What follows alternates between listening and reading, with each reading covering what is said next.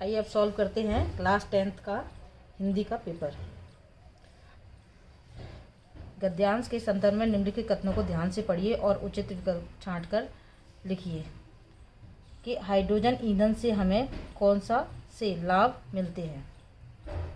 पहला है जीवाश्म ईंधन, कच्चा तेल आदि पर निर्भरता कम होगी। सेकंड, सबको बहुत सी सस्ती दरों पर बिजली उपलब्ध होगी। ग्रीन हाउस गैस उत्सर्जन में काफ़ी कमी आ सकेगी। तो इसका सही आंसर है फर्स्ट एंड थर्ड। तो आंसर सही होगा बी। नेक्स्ट, जीवाश्म ईंधन से बचना क्यों जरूरी है। इसका राइट आंसर रहेगा प्रदूषण रहित पर्यावरण के लिए। नेक्स्ट, थर्ड, पृथ्वी पर मौजूद समस्त हाइड्रोजन को ग्रीन हाइड्रोजन क्यों नहीं कहा जा सकता। कारण पूछा है, धरती पर उपलब्ध अन्य तत्वों के साथ गुथा हुआ है। पानी में मिले अन्य पदार्थ अलग करना असंभव है। हाइड्रोजन को तोड़ने में प्रदूषण से बचना कठिन है। आज चारों तरफ हरियाली का पर्याप्त अभाव है। इसका राइट आंसर होगा ए, धरती पर उपलब्ध अन्य तत्वों के साथ गुथा हुआ है। नेक्स्ट, ग्रीन फ्यूल कौन सा है। हरी वनराशि को पीसकर तैयार किया गया ईंधन, ये गलत है। पानी और प्राकृतिक ऊर्जा से मिली बिजली से तैयार ईंधन, ये इसका राइट आंसर है।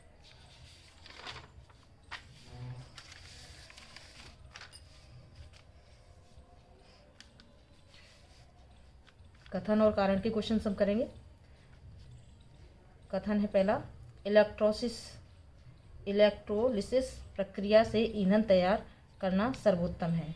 इसका कारण है, ईंधन बनाए जाने की यह प्रक्रिया कार्बन उत्सर्जन से रहित होती है। इसका सही आंसर होगा डी, कथन सही और कारण कथन की सही व्याख्या है।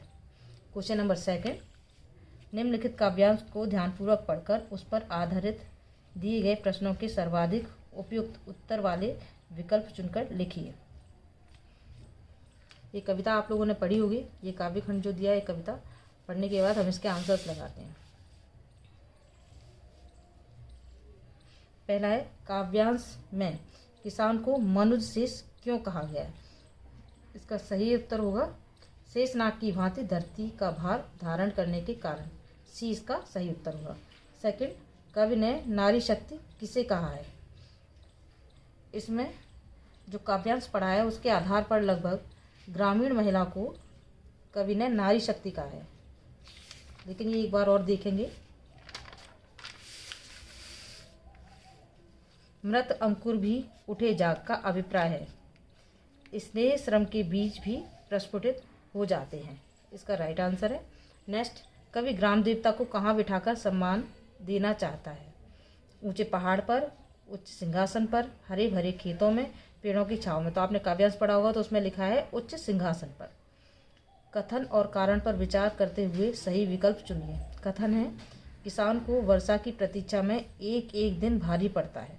कारण है, किसान का परिश्रम वर्षा पाकर ही फलीभूत होता है। इसका राइट आंसर होगा कथन सही है और कारण कथन की सही व्याख्या है। नेक्स्ट,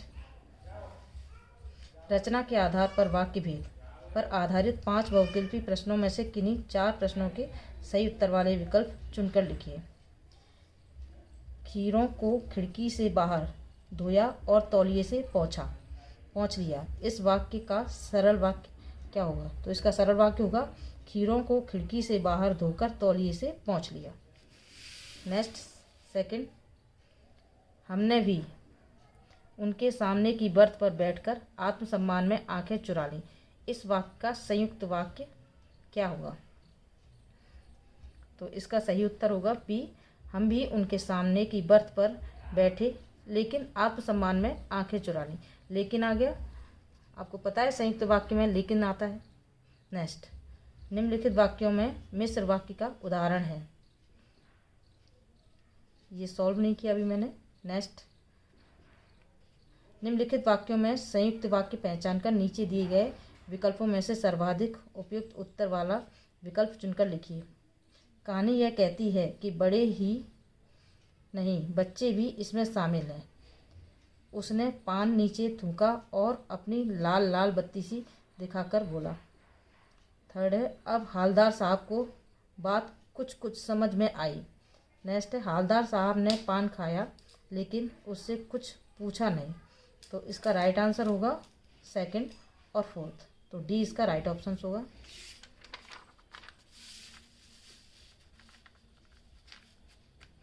नेक्स्ट, स्तंभ 1 को स्तंभ 2 से सुमेलित कीजिए और सही विकल्प का चयन कीजिए। पान वाले के लिए यह एक मज़ेदार बात थी, लेकिन हालदार साहब के लिए चकित करने वाली। तो ये होगा संयुक्त वाक्य। एक बार ऐसा हुआ कि मूर्ति पर कोई चश्मा नहीं था। ये होगा मिश्र वाक्य।